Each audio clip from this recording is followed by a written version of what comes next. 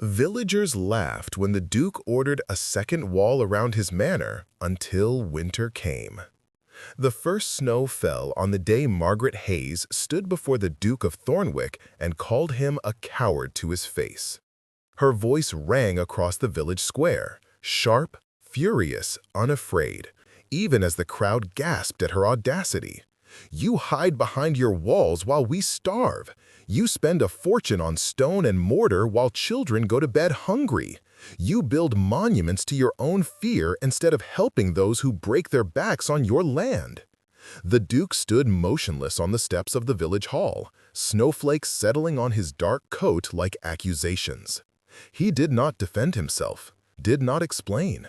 His gray eyes met hers with something that looked like sorrow or perhaps resignation, before he turned and walked away, leaving Margaret trembling with rage and the terrible certainty that he would do nothing to save them. The villagers had been laughing at Alexander Grayson's obsession with walls for months. Now, as winter descended with unexpected cruelty, their laughter had turned to bitterness. And Margaret Hayes, the schoolteacher who had lost her father to poverty and her faith in nobility to disappointment, was determined to make the Duke understand exactly what his selfishness had cost them. Wait, before the next confession unfolds. If this story has already stirred your heart, tell us where you're watching from. To make sure you don't miss the next betrayal, kiss, or redemption, subscribe and join our circle. The next heartbeat might change everything. Now, back to the scene. The second wall had appeared 6 months earlier, rising stone by stone around the perimeter of Thornwick Manor like a riddle no one could solve. The first wall, the original fortification built centuries ago, was already formidable. 20 feet high, constructed of gray stone that had weathered wars and sieges, it encircled the manor house and its immediate gardens. It was traditional, expected, the sort of wall every great estate possessed. But the second wall? That was madness. Alexander Grayson, the 7th Duke of Thornwick, had ordered it built 50 feet beyond the first, creating a vast corridor of empty space between the two barriers.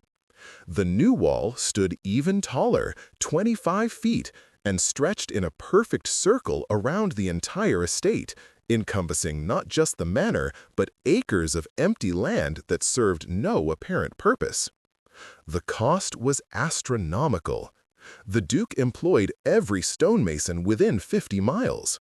He brought in workers from neighboring counties. He paid premium wages that drained the estate coffers and raised eyebrows among the other nobility. And for what? An empty corridor between two walls?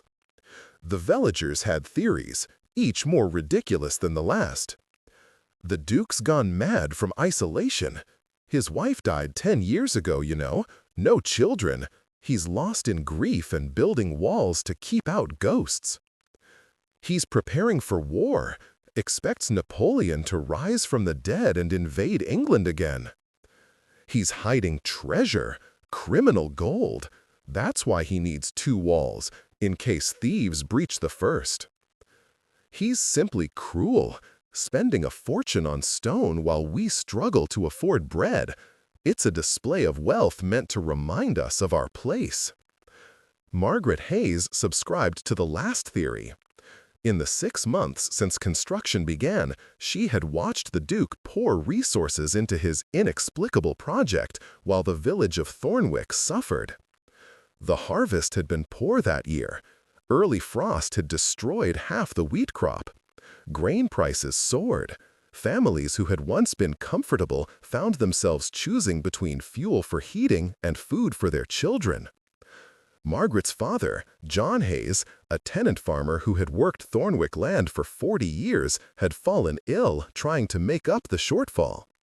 He had worked himself into exhaustion, determined to meet his rent obligations despite the failed harvest. Pneumonia had taken him in October, just as the Duke was laying the foundation stones for his second wall.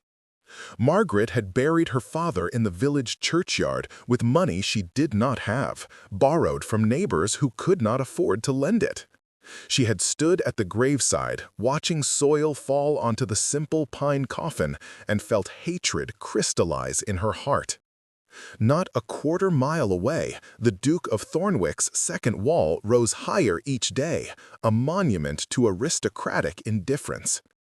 So on this December morning, when the Duke appeared in the village to inspect some matter of estate business, Margaret had confronted him, called him a coward, accused him of cruelty, while winter's first snow fell like a judgment from heaven. And he had simply walked away. Now Margaret stood in the empty square, snow falling harder, aware of the villagers' stares. Some were sympathetic. They shared her anger, her frustration. Others were scandalized. You did not speak to a duke that way, no matter how justified your grievance.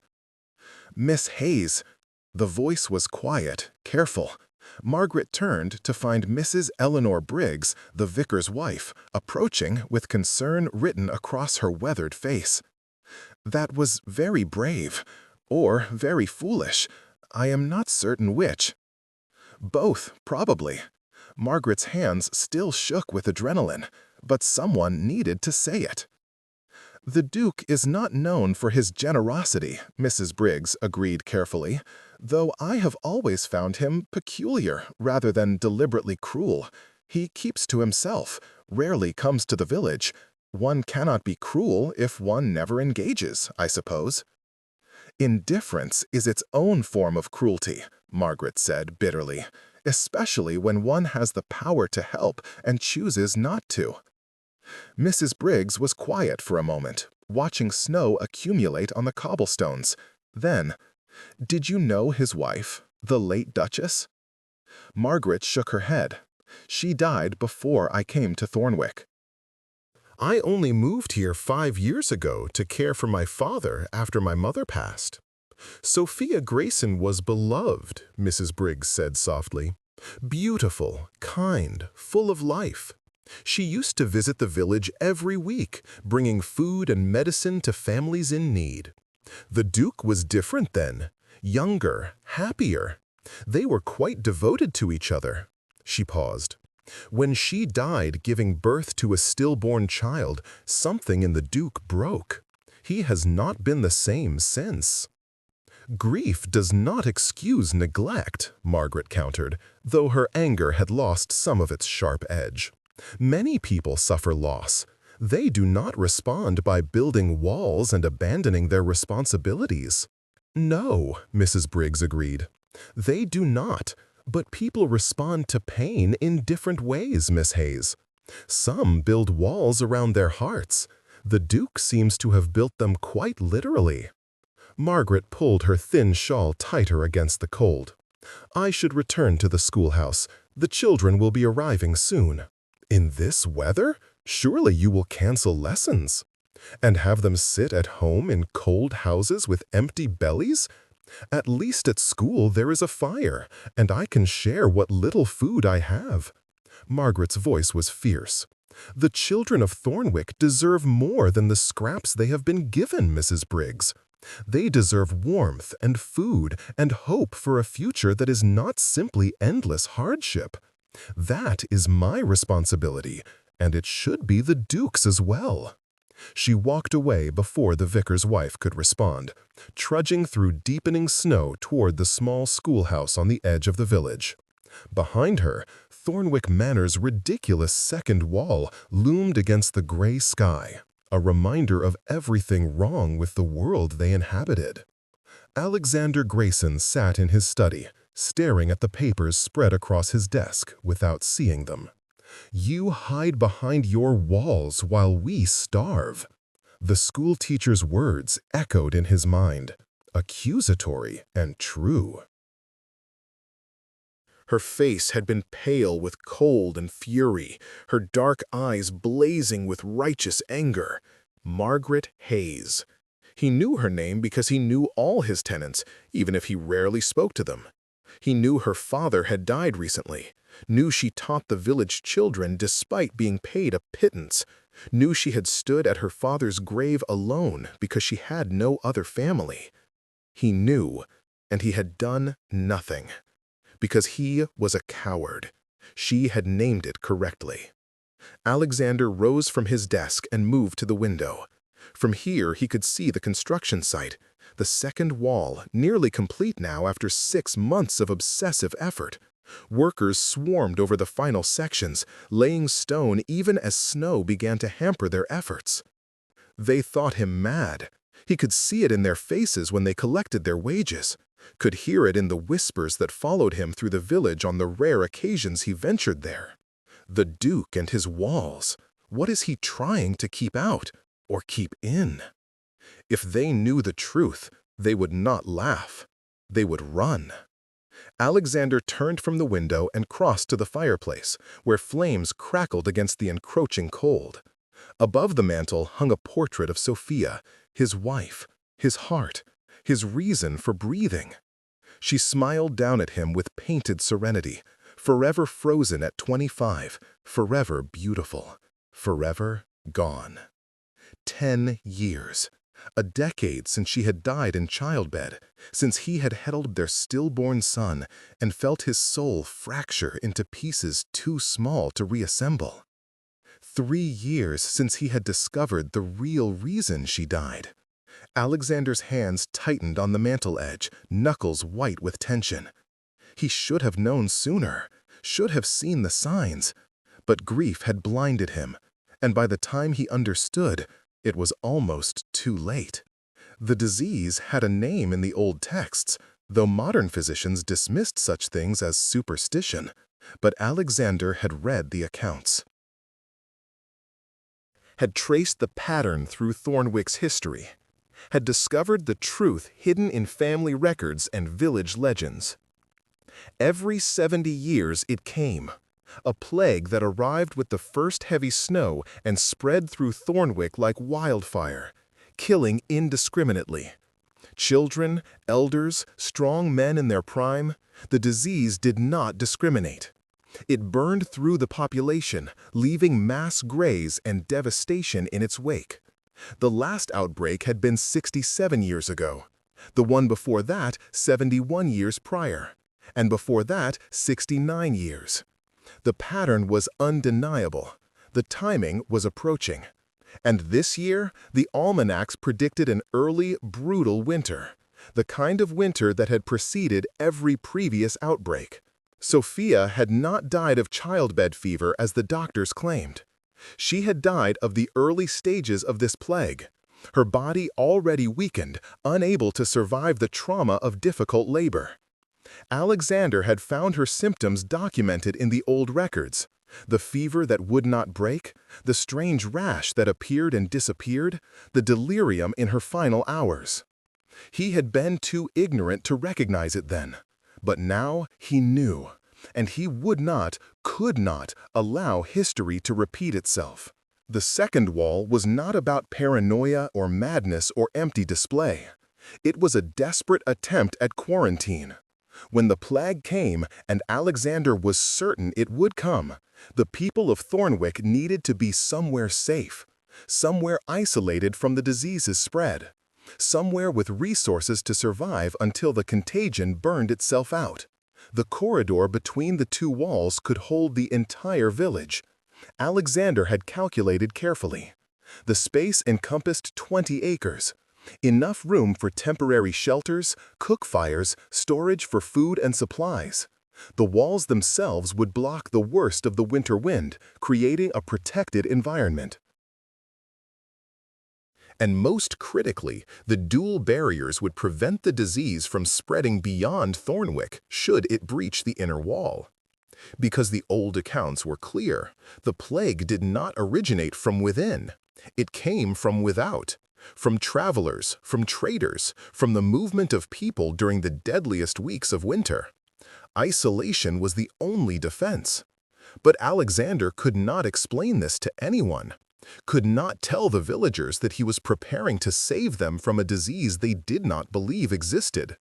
could not reveal that Thornwick sat on cursed ground, that some quality of the local climate or geography created perfect conditions for this recurring nightmare.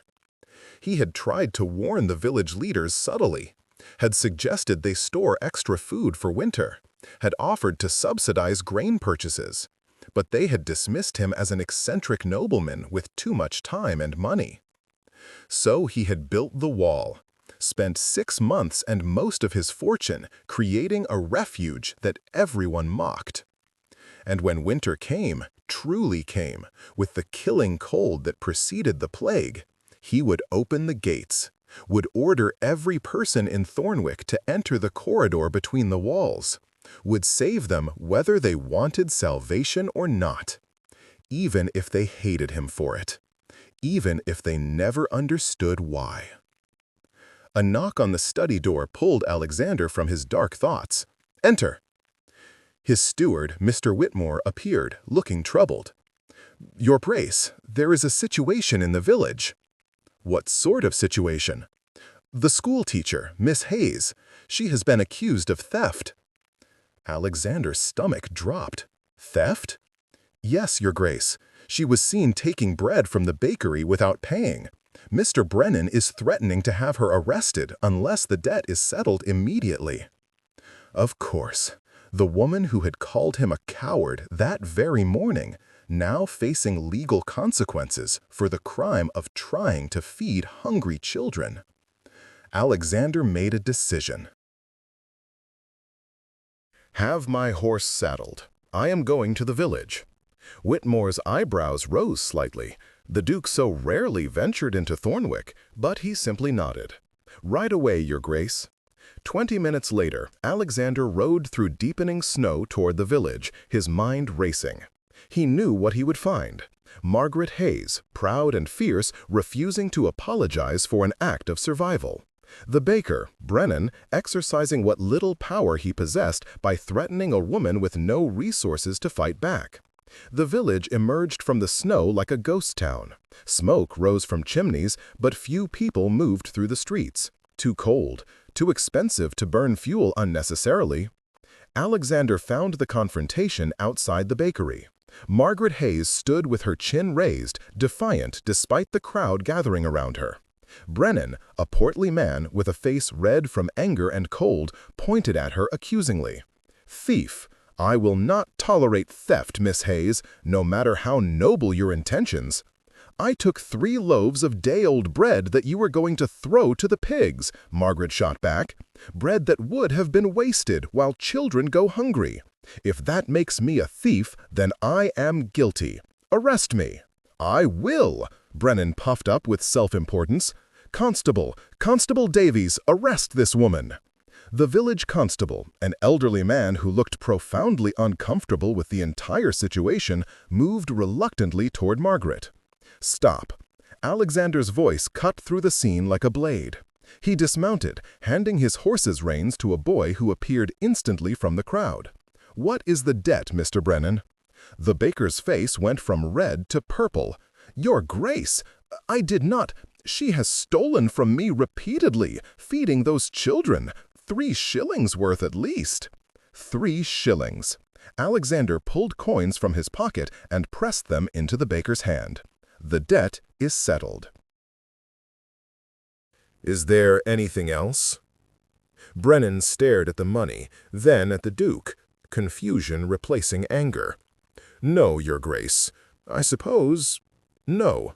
"Good." Alexander turned to Margaret, who was watching him with an expression caught between fury and humiliation.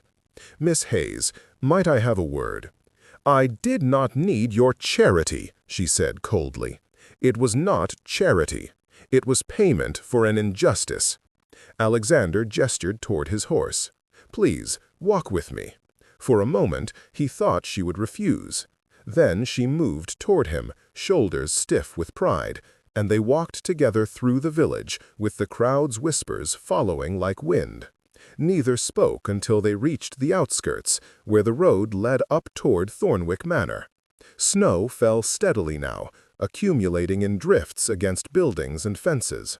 "Why did you do that?" Margaret finally asked, her voice tight, "because Brennan was wrong to threaten you for trying to help hungry children. And yet you do nothing to address the reason those children are hungry in the first place." She turned to face him, snow catching in her dark hair. "You ride down from your manor like a savior, pay 3 shillings to soothe your conscience, and think that solves anything?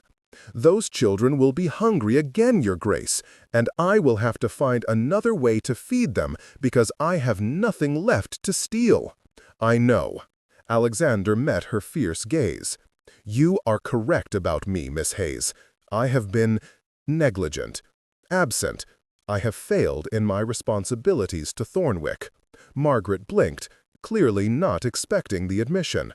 "Then why? Why build ridiculous walls instead of helping your own people?" Alexander wanted to tell her, wanted to explain about the plague, the pattern, the desperate need to protect everyone, even if they hated him for it. But the words stuck in his throat. She would not believe him. No one would. "I cannot explain in a way you would accept," he said finally. "But I am asking you to trust that I have reasons, good reasons, even if they seem incomprehensible." "Trust?" Margaret's laugh was bitter. "You want me to trust the man who let my father die working himself to exhaustion on your land? The man who spends fortunes on stone while children go to bed hungry? Trust is earned, Your Grace, and you have done nothing to earn mine." "You are right.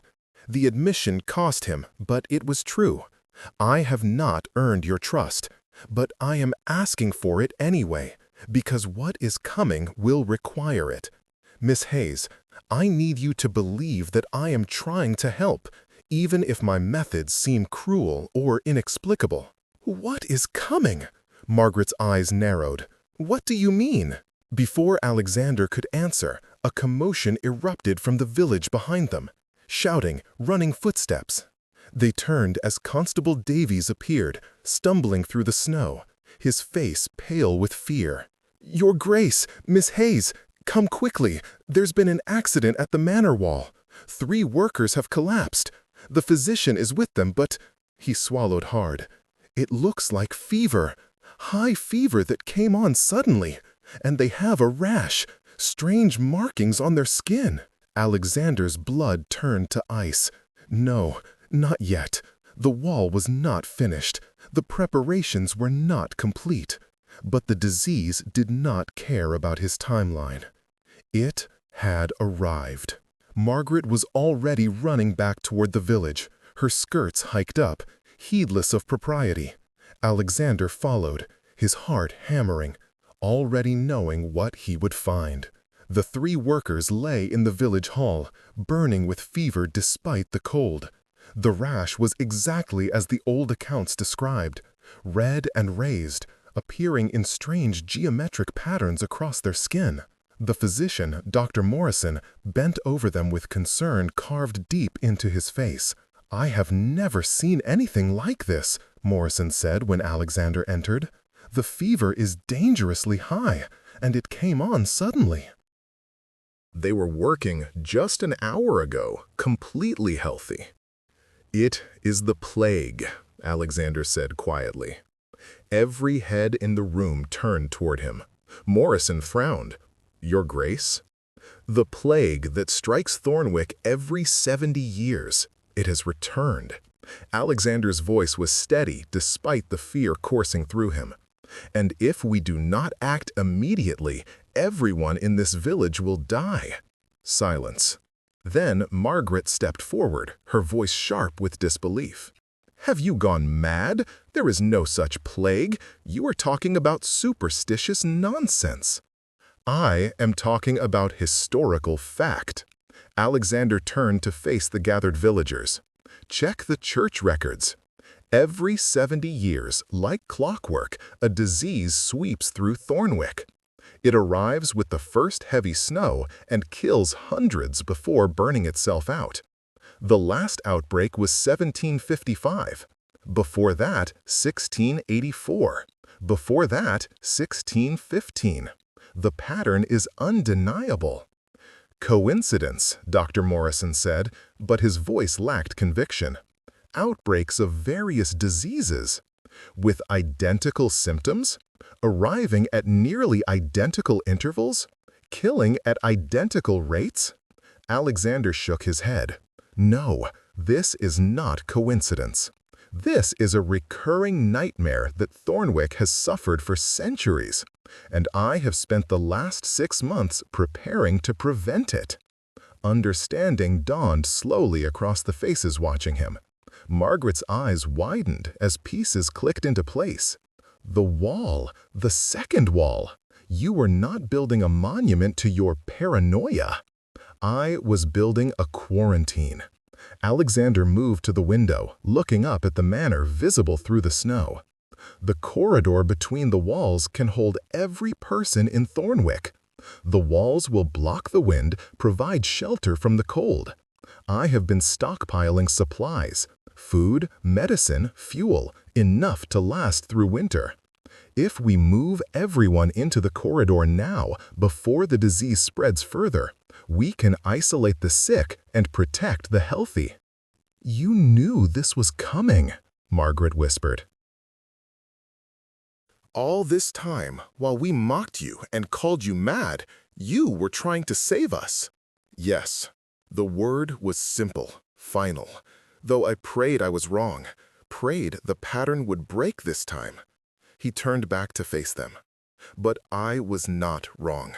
The disease is here, and unless you trust me, unless you follow my instructions precisely, many of you will die, especially the children.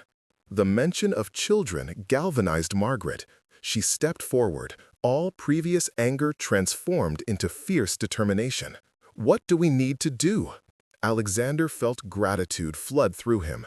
She might hate him. She might never forgive him for his previous negligence, but she was willing to trust him now when it mattered most. First, we isolate these 3 men.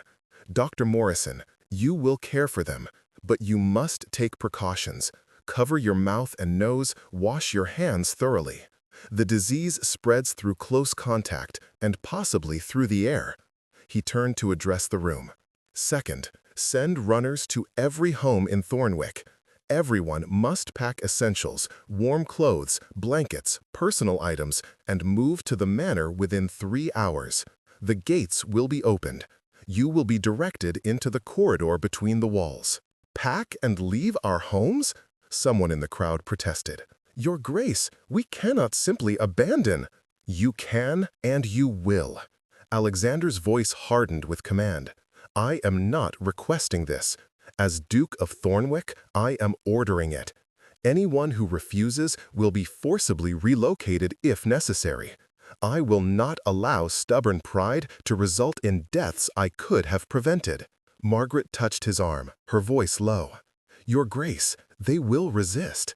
People fear what they do not understand. You must make them understand why this is necessary. She was right. Alexander took a breath and addressed the gathered villagers with raw honesty. My wife died of this disease 10 years ago. I did not know it at the time, but I have studied the records. I have read accounts of previous outbreaks, and I know what is coming if we do nothing. His voice roughened with emotion. Fever so high it burns the mind.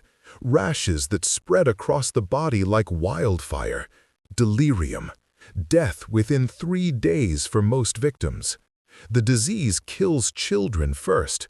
Their bodies cannot fight the fever. Then it takes the elderly, the weak, the already ill. Only the strongest survive, and even they are often left damaged. He met the eyes of parents in the crowd, saw their fear crystallizing into terror. In 1755, the outbreak killed 300 people, half of Thornwick's population. The church records describe mass graves, families wiped out entirely, children orphaned by the dozens. The village nearly ceased to exist. Alexander's voice dropped. I will not allow that to happen again. I have spent 6 months and most of my fortune building walls that I prayed would never be needed. But they are needed, and I am begging you, trust me. Come to the manor, let me protect you. And when this is over, you can return to your lives and to hating me for my previous failures. But first, let me save you." The silence that followed was profound. Then Mrs. Briggs, the vicar's wife, spoke up. "I remember my grandmother speaking of the 1755 outbreak. She was a child then, one of the few survivors. She said the Duke at that time, your great-grandfather, I believe, tried to warn people. No one listened, and when the disease came, it was too late to organize any defense." She looked around at her neighbors. Perhaps this Duke has learned from that mistake. Others began nodding, murmuring. Fear was a powerful motivator, and the sight of 3 strong men brought low by sudden fever had shaken their skepticism. Margaret turned to Alexander. "I will help organize the relocation. The children must be prioritized, gathered from their homes quickly and moved to safety first. Thank you." Alexander met her eyes and saw determination where earlier there had been only anger. "Miss Hayes, I need someone I can trust to help manage the evacuation, someone the villagers respect. Will you help me?" She held his gaze for a long moment, then nodded. "I will, but not for you, Your Grace, for them." She gestured to the villagers, "for the children who deserve to survive this winter." "Understood." Alexander turned to begin issuing orders, his mind already organizing the massive task ahead. 3 hours to relocate an entire village. 3 hours to prepare for a plague that had killed hundreds throughout history. 3 hours to prove that his obsession with walls had been preparation, not madness. As the crowd dispersed to begin packing, Margaret remained at his side. "Your Grace," she said quietly, "if you are wrong about this, if the disease does not spread, if the danger is exaggerated, you will have disrupted hundreds of lives for nothing." "I know." Alexander watched snow through the window, each flake a countdown to catastrophe. "But if I am right, and I did nothing, I would have blood on my hands. I choose to risk being wrong, rather than risk being right and unprepared." Margaret was silent for a moment. Then, "I misjudged you." "You judged me correctly," Alexander corrected. "I have been a poor duke, absent and negligent, but I am trying to do better, starting now."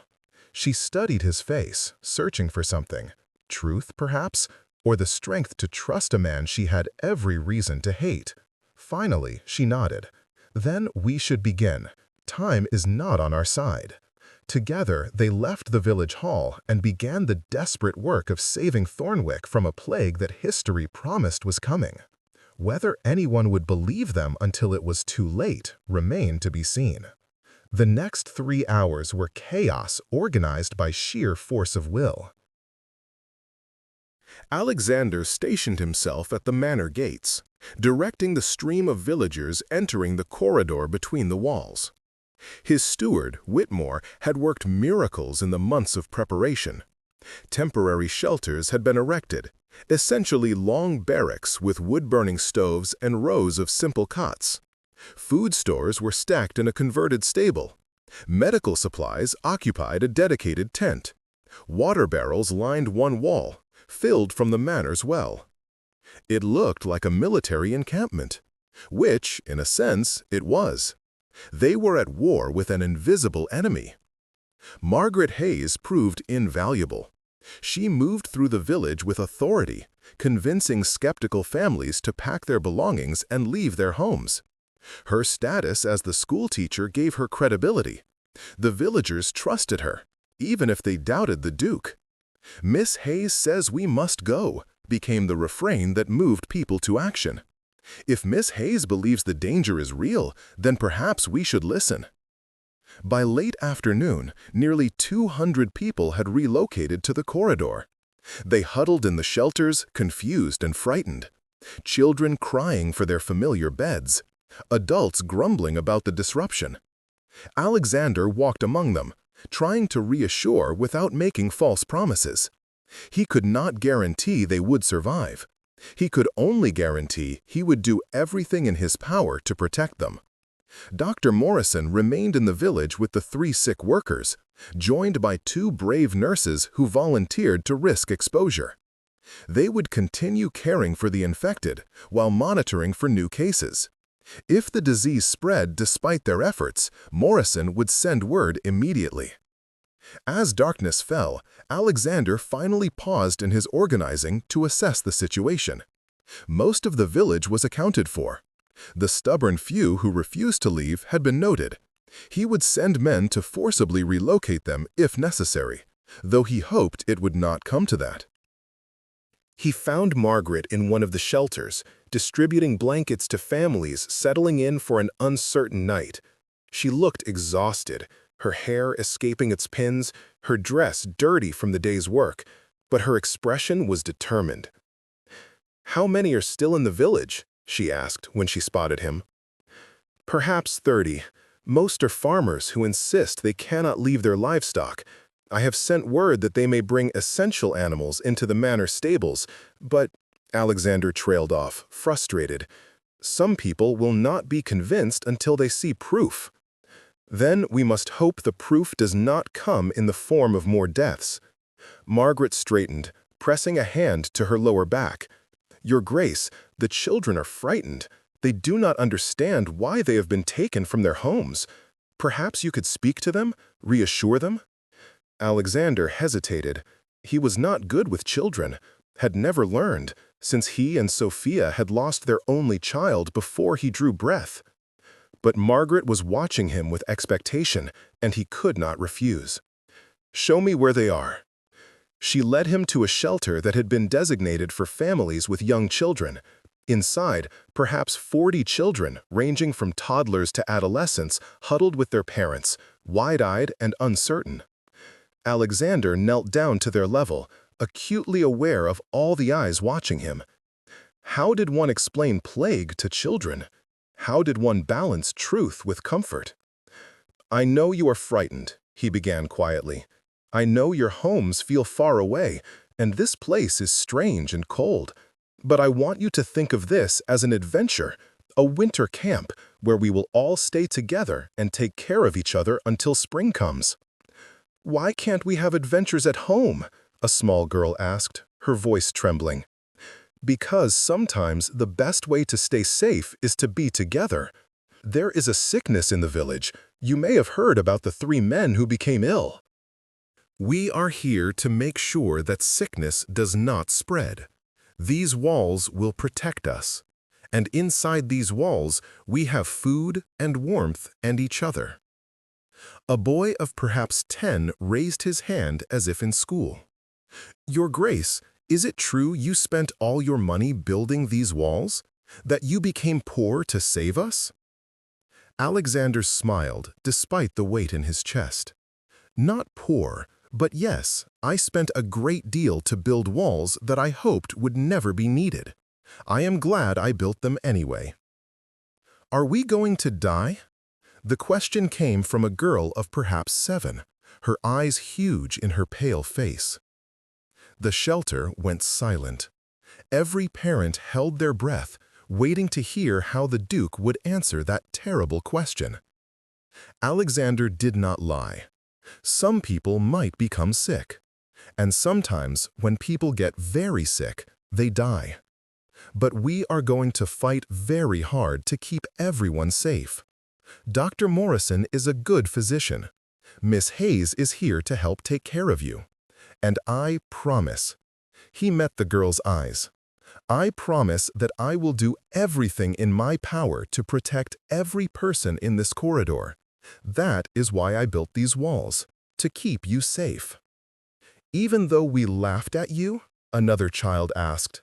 "My papa said you were mad, that the walls were stupid." "Even though you laughed at me," Alexander confirmed gently. "Building walls to protect people is never stupid, even if those people think you are foolish for doing it. Sometimes being responsible means doing things others do not understand. Margaret touched his shoulder. The children should eat and rest now, Your Grace. It has been a long day. Alexander rose, his knees protesting. As he moved toward the exit, the small girl who had asked about dying called out, "Your Grace." He turned. "Yes. Thank you for building the walls." Something in Alexander's chest cracked open. He nodded, unable to speak past the emotion clogging his throat, and left the shelter before his composure could shatter entirely. Outside, snow fell heavily now, accumulating in the corridor between the walls, the strange enclosed space created by his obsessive preparation.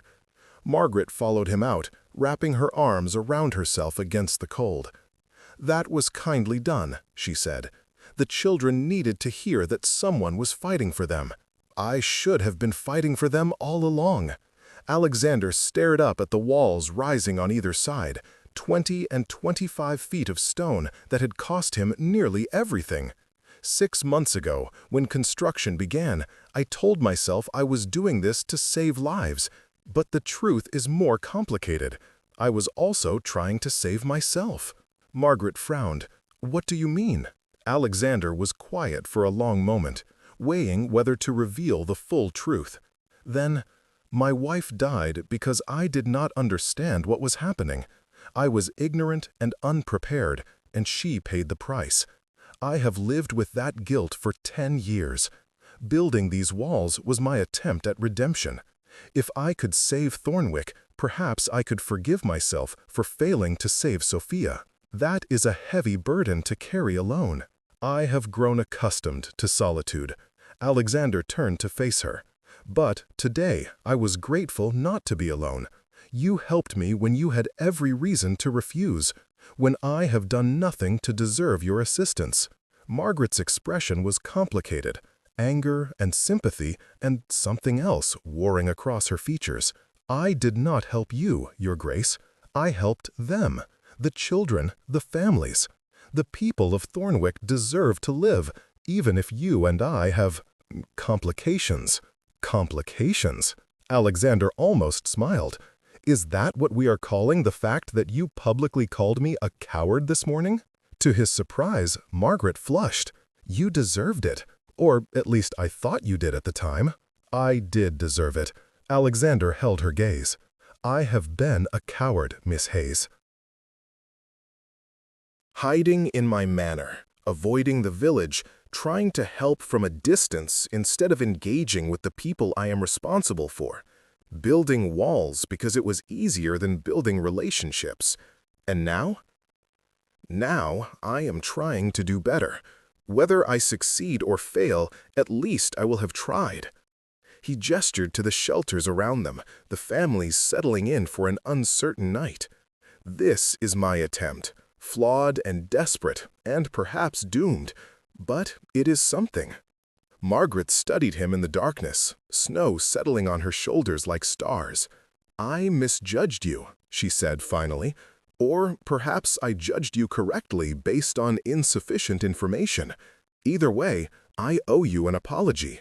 You are not the man I thought you were." "What sort of man do you think I am now?" "I am not certain yet," she smiled slightly. "But I am willing to reserve judgment while we survive this winter together. That is all I can ask." Alexander turned to survey the corridor, the walls, the organized chaos of his desperate plan. "We should try to rest. Tomorrow will bring challenges of its own." "Your Grace." Margaret's voice stopped him as he moved toward the manor house. "Why did you pay Brennan for the bread I took? You could have simply ordered him to forgive the debt." "Because you should not have to steal to feed hungry children, and because I wanted you to know that I see your struggle. Perhaps too late, but I see it now." He left her standing in the snow, her expression thoughtful, and made his way to the manor. Inside, the house felt enormous and empty after the crowded warmth of the corridor. Alexander climbed to his study and stood before Sophia's portrait, searching her painted face for answers. "I am trying," he whispered to her memory. "I do not know if it will be enough, but I am trying to save them, all of them, the way I failed to save you." The portrait offered no response, but in the firelight, Sophia's smile seemed almost approving. Alexander turned away and began planning for the next day, already knowing that the worst was yet to come. The first new case appeared 36 hours after the initial 3 workers fell ill. A woman who had been caring for her sick son in the village, one of the stubborn few who had refused evacuation, stumbled into the corridor at dawn, fever blazing in her eyes. She collapsed before reaching the medical tent. Dr. Morrison isolated her immediately, but the message was clear: the disease was spreading. Over the next 3 days, 7 more villagers who had remained in Thornwick developed symptoms. Alexander sent armed men to forcibly evacuate anyone still in the village, ignoring protests and threats. Better to face anger than allow preventable deaths. By the end of the first week, 15 people were sick. 3 had died, including one of the original workers. The corridor between the walls became a strange liminal space, part refugee camp, part quarantine zone, part community united by fear. Families huddled in shelters. Children attended makeshift lessons that Margaret organized to maintain some sense of normalcy. Adults took shifts caring for the sick, preparing meals, maintaining fires. And through it all, Alexander worked relentlessly. He coordinated supplies, resolved disputes, made decisions about resource allocation that sometimes felt like choosing who lived and who died. He barely slept, surviving on coffee and determination and the knowledge that every hour of vigilance might save a life. Margaret worked alongside him, her initial hostility transforming into grudging respect and then something more complicated. They became partners in crisis management. He handled logistics and coordination, while she managed the human element, comforting frightened children and mediating conflicts between stressed families. Late one night, Alexander found her sitting alone outside the medical tent, staring up at the walls that enclosed them. He sat beside her without asking permission. "How many today?"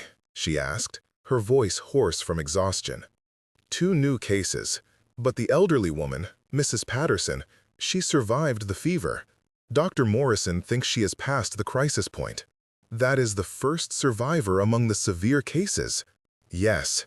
Alexander leaned back against the wall, feeling the cold stone through his coat. It means the disease can be beaten. People can recover. If they are strong enough. If they receive proper care. If they are lucky. Margaret's voice was bitter. What about those who are not lucky? We mourn them, and we keep fighting for those who remain. They sat in silence for a while, listening to the sounds of the camp. Coughing from the medical tent, a child crying in the distance, someone singing softly to soothe frightened thoughts. "I have been thinking about your wife," Margaret said suddenly. "Mrs. Briggs told me she was kind, that she used to help the village." "Sophia was everything I am not," Alexander said quietly. "Warm where I am cold, open where I am closed. She made everyone she met feel valued and seen. You loved her very much. I loved her desperately. And when she died, I felt like I died with her. Or perhaps I wished I had." He was quiet for a moment. "I have been a ghost for 10 years, Miss Hayes, going through the motions of life without actually living, building walls because I could not build a future. And now? Now I am trying to remember what it means to be alive, to be present, to care about people beyond the abstract concept of duty." He turned to look at her. "You helped me remember. Your anger that morning in the village square, it was the first thing I had felt in years beyond grief and guilt. It woke something in me." Margaret met his eyes, her expression unreadable in the darkness. "I do not know what to do with this confession, Your Grace. You do not need to do anything with it. I simply wanted you to know that your fury mattered, that it changed something. I called you a coward. I was a coward. You were right. Alexander smiled slightly. But perhaps I am learning to be braver. Inch by inch. Crisis by crisis. Before Margaret could respond, a commotion erupted from the medical tent. They both leaped to their feet and ran toward the sound. Inside, Dr. Morrison was bent over a patient. A young boy Alexander recognized as Thomas Wright, perhaps 8 years old. The child's body convulsed with fever, his skin covered in the telltale rash. "His fever is too high," Morrison said urgently. "If it does not break soon, we will lose him." "What can we do?" Margaret demanded, moving to the boy's side. "Keep him cool. Cold compresses. Pray." Morrison's voice was grim. "At this stage, there is little else." For the next 3 hours, Alexander and Margaret worked to save Thomas Wright's life. They applied cold cloths to his burning skin. They forced water past his cracked lips. They held him when the convulsions became violent, preventing him from injuring himself. The boy's mother knelt beside the cot, praying desperately, her lips moving in silent pleas to a God who seemed very far away in that moment. Dawn was breaking when the fever finally broke. Thomas' temperature dropped. His breathing eased. He slipped from agonized consciousness into genuine sleep. Morrison checked his pulse and nodded. He will live. The crisis has passed. The mother collapsed in tears of relief. Margaret sagged against the tent pole, exhausted. And Alexander felt something shift in his chest. A fierce, protective determination that had nothing to do with duty and everything to do with having fought for a child's life and won. He stepped outside the tent into the pale morning light. Snow had fallen during the night, blanketing the corridor in white. The walls rose on either side, solid and permanent and ridiculous. Walls that everyone had mocked until they became the only thing standing between Thornwick and complete devastation. Margaret emerged from the tent and stood beside him. Her hair was completely undone now, her dress stained with fever sweat and medicine. She had never looked more beautiful to Alexander. "We saved him," she said softly. "We did." Alexander turned to her. "You were magnificent in there, calm, capable, everything that child needed." I was terrified. So was I.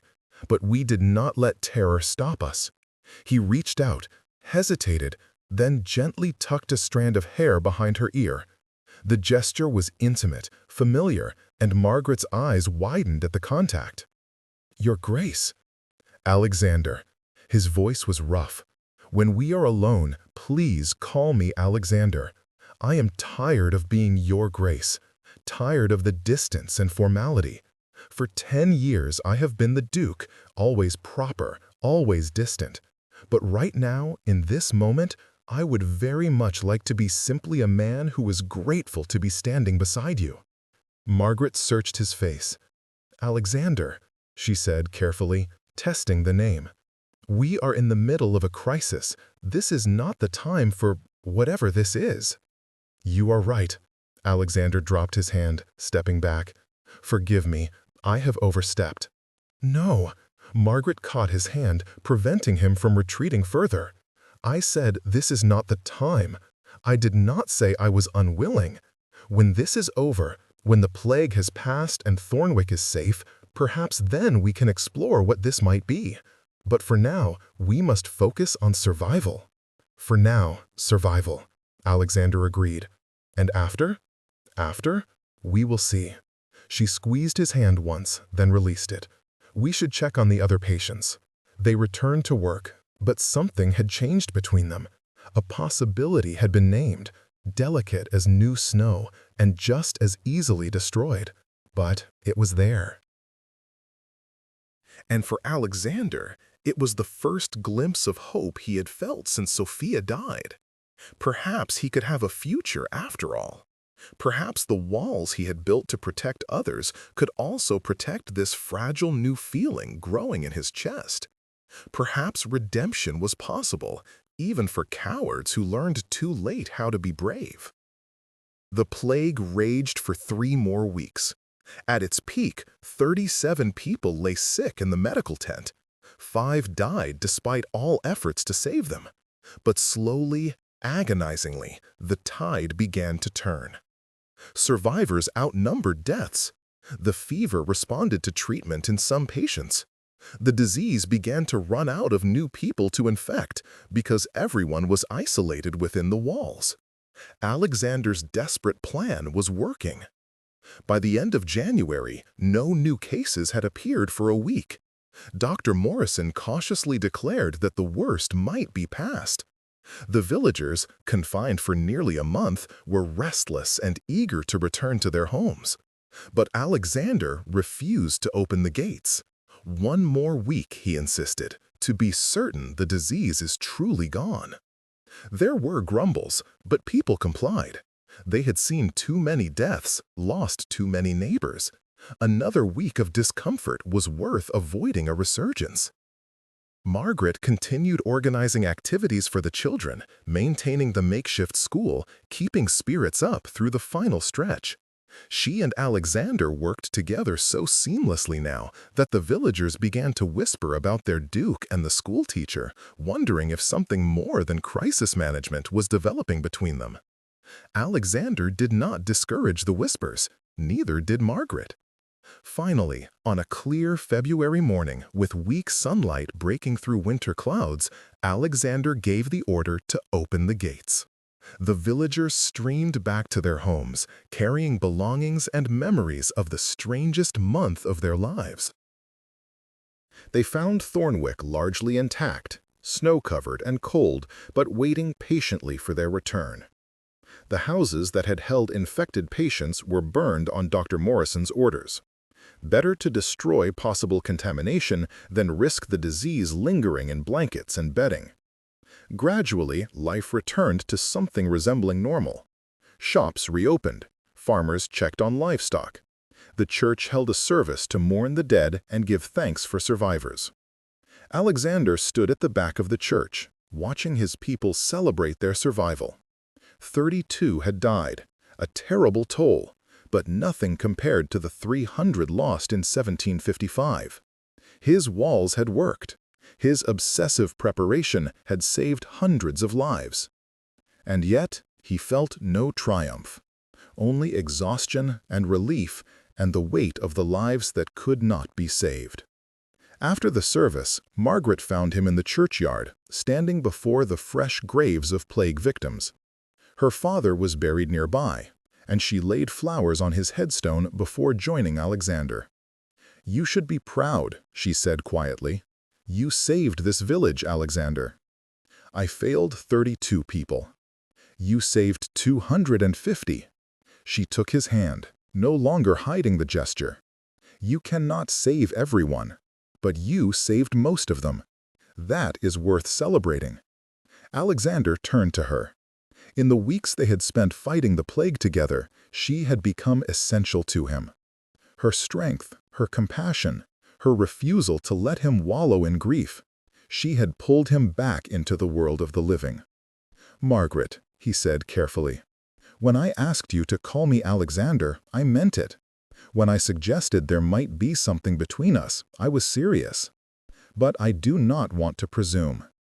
You have every right to return to your teaching and your life, and to want nothing more to do with the Duke who once ignored your village's suffering.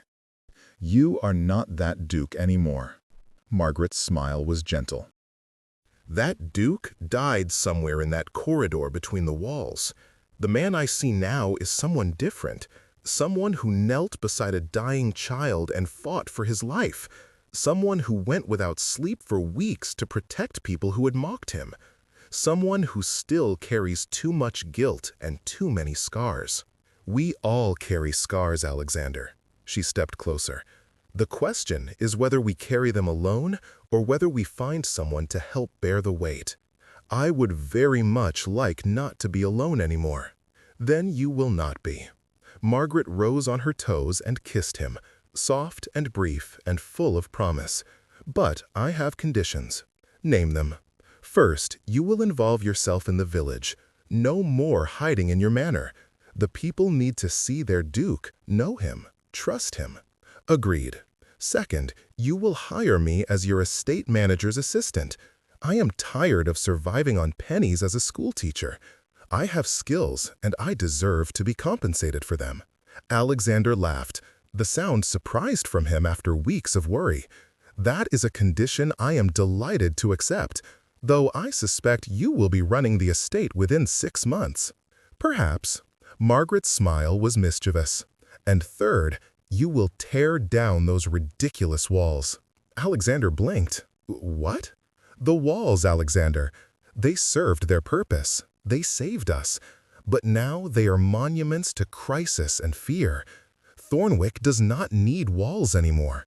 We need bridges, connections, openness. The walls cost me everything, Alexander protested. It seems wasteful to simply demolish them. Then repurpose them. Use the stone to build a new school, a proper hospital, houses for families who lost their homes. Turn symbols of isolation into foundations for community. She squeezed his hand. The Duke who built walls to hide is gone. The man I love is going to build a future instead. The man I love. The words hung in the cold air, precious and terrifying and impossibly hopeful. You love me? Alexander's voice was barely a whisper. I am beginning to, Margaret said honestly. It is early. I hardly know you beyond crisis. But yes, I think I am falling in love with the man who learned to be brave, the man who chose to protect rather than hide, the man who is standing in a graveyard looking at me like I just offered him the world. You did. Alexander pulled her close, holding her against his chest. Margaret Hayes, you just offered me a future I thought I had lost forever. Of course I will tear down the walls. Of course I will build bridges instead. I would do anything you asked if it meant earning your love. You do not have to earn it, she said against his coat. You simply have to be worthy of it. And you are, Alexander. You finally are. They stood together among the graves, surrounded by the village Alexander had saved through obsessive preparation and desperate determination. Around them, Thornwick rebuilt. Children played in the snow. Families returned to their routines. Life continued with the resilient stubbornness that defined humanity. And the Duke who had built walls learned to tear them down, stone by stone, and build something better in their place. Epilogue. 5 years later, the last stone of the second wall was lifted into place, not as a barrier, but as the cornerstone of the new Thornwick Hospital. Alexander stood beside Margaret, his wife now, married 3 years and loved more fiercely with each passing day, and watched workers secure the final piece of his legacy. The walls that had once isolated them now formed the foundation of a building dedicated to saving lives. The hospital was only the first transformation. The school Margaret had designed rose on the eastern edge of the village, built from stone that once separated the Duke from his people. Cottages for workers stood where the corridor between the walls had been, solid homes with gardens and hope. Thornwick thrived. The plague had not returned. Whether it truly followed a 70-year cycle, or whether isolation had broken its pattern, no one could say for certain. But Alexander had documented everything: symptoms, treatments, outcomes, creating a record for future generations should the disease ever threaten again. Your Grace, the final stone is placed. The foreman approached, removing his cap respectfully. Thank you, Mr. Davies, and please, for the 1000th time, call me Mr. Grayson. I renounced the title when I married. Alexander smiled. The dukedom passed to my cousin. I am simply Alexander Grayson now, teacher, husband, and occasionally useful citizen. The foreman grinned. Yes, you're Mr. Grayson. After he departed, Margaret slipped her arm through Alexander's. "You know they will always think of you as the Duke, the man who saved Thornwick. I prefer being thought of as the man who learned when to tear down walls." Alexander kissed the top of her head. "And the man who was fortunate enough to convince you to marry him." "I convinced you," Margaret countered. "You were simply smart enough to agree." Their daughter, Sophia Margaret, 3 years old and fierce as her mother, came running across the construction site, heedless of the workers' protests. Alexander scooped her up, spinning her once before settling her on his hip. "Papa! Mama! The bell came!" Sophia pointed excitedly toward the hospital's tower, where a large brass bell was being lifted into place. "Dr. Morrison says it will ring when people need help." "That is exactly right," Alexander said. "And everyone in Thornwick will hear it and know that help is available. No one will suffer alone anymore." "Like during the plague?" Sophia's question was serious. She had heard the stories, understood in her child's way that something terrible had happened before she was born. "Like during the plague," Alexander confirmed. "But also for simpler emergencies. If someone is hurt or ill, they ring the bell.